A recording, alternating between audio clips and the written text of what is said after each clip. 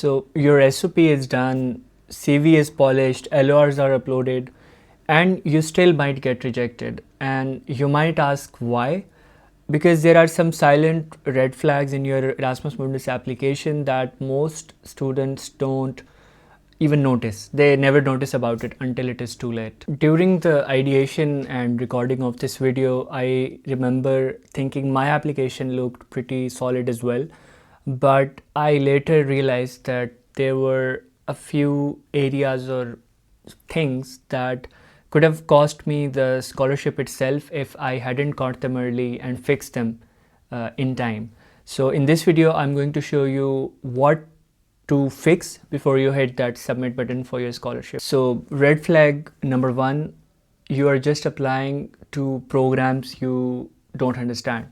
So let's say if your motivational letter, if it sounds like it can fit 10 different programs, that is a huge red flag. Why? Because it shows that you didn't research the program or its courses deeply enough, and you're just applying, you're not really aligning. And I think this is one of the things I've mentioned a lot of times in my previous videos, for my motivational letter video or like other videos as well. I've mentioned this plenty of times that alignment and showing how you are a fit for the program is so essential, and people miss this trick while they're writing their motivational letters or their letter of recommendations or even CV as well. So red flag number two is weak connections between your SOP, your CV, and your letter of recommendations. Basically meaning inconsistency across your application. Let's say if your SOP is saying that you want to work in human rights, but your CV is all about finance internships and all sorts of other certifications and these kind of things, that creates doubt, and it might create a doubt in the mind of the admission committee or like the reviewer who is reviewing your application, that is this person actually serious about this, or they're just saying what sounds good. And these small inconsistencies, they can, like, the committee can think that, okay, this person is not being authentic. So you might be losing credibility, not because you're doing some shady stuff, but just because you don't understand, the entire thing. Unknowingly, you might be hurting your own application. So it's very important to take care of these small things, even though these things don't sound like they are very, important or anything, but they are definitely important. Like, think it yourself. Let's say you're claiming something, you're claiming one thing in your SOP, then your CV says something else, then your letter of recommendation is talking about something completely differently. It doesn't make sense. So red flag number three is weak or vague motivation, or like generic motivation. So I have reviewed a lot of motivational letters and CVs and letter of recommendations, and I have come across these phrases like, oh, I'm passionate about learning, this program is so prestigious. First of all, two things. These sentences immediately tell me that, okay, first, you've used AI, because I hear these generic buzzwords that are generated by AI. And secondly, they add zero value, like absolutely zero value, because everyone is literally saying that. What makes you different? That's what the program is looking for. What do you actually want to do with this degree? They want to know, like, do you actually understand the degree? Do you actually know what you want to do with this degree? Like, you are applying to this program, but do you actually understand the program itself? Do you actually understand how your future goals might be aligning with the future goals of the program?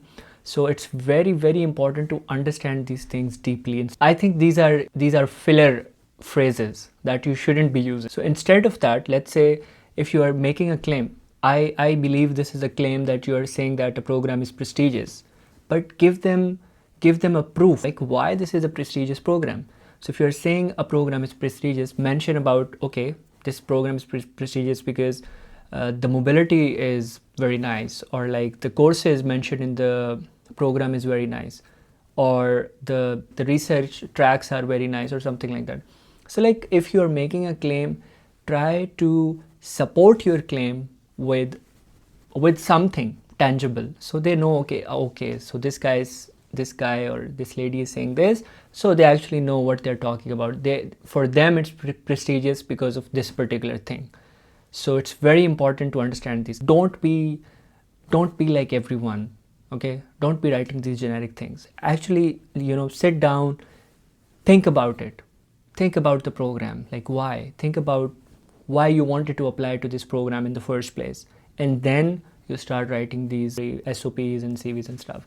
I'm sure if you do that, it is definitely going to help you come up with a very suitable motivational letter for sure. Red flag number 4 is poor formatting or typos. So this sounds small. Since I have had the opportunity and pleasure to read a lot of motivational letters, a lot of recommendation letters. So I can see with a lot of conviction that one small awkward sentence or a typo or a document with no formatting, this tells the admission committee that you did not really put enough effort to proofread. And this definitely matters when 5,000 plus people apply to a particular program. Definitely that's gonna matter.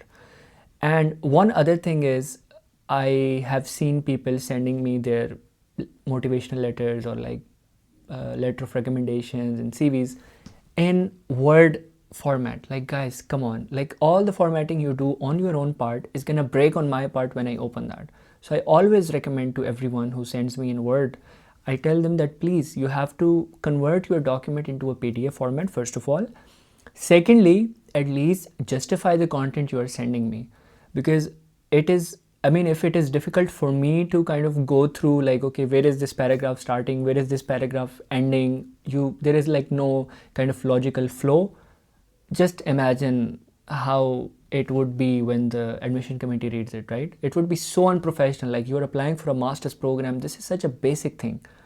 So if you are, let's say, writing your document in MS Word, you just need 2 keys, Control All, Shift J. It will justify everything automatically for you. Okay, I think that's the least you can do, and then convert those documents into PDF format.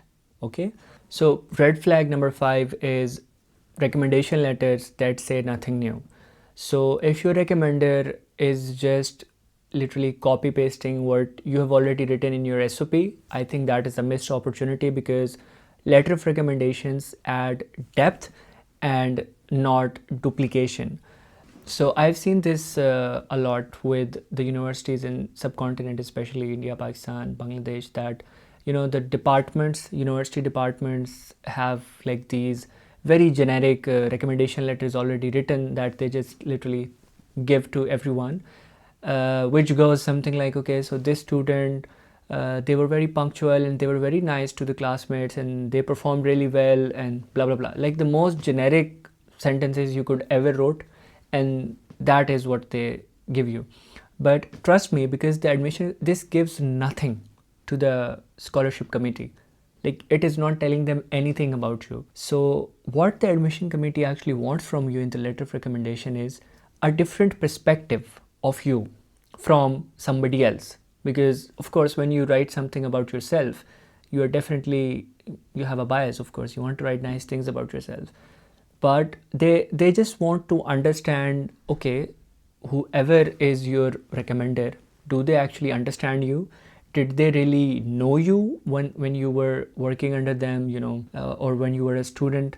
So they want to know that, and they actually want to know how they are able to connect you with the program. That is also very important. So let's say if you're applying to software engineering and they are telling in their recommendation letters that you were pretty active in hackathons and you participated in hackathons, you were really good in team formation, or like you were really good with working with people, blah blah, these things.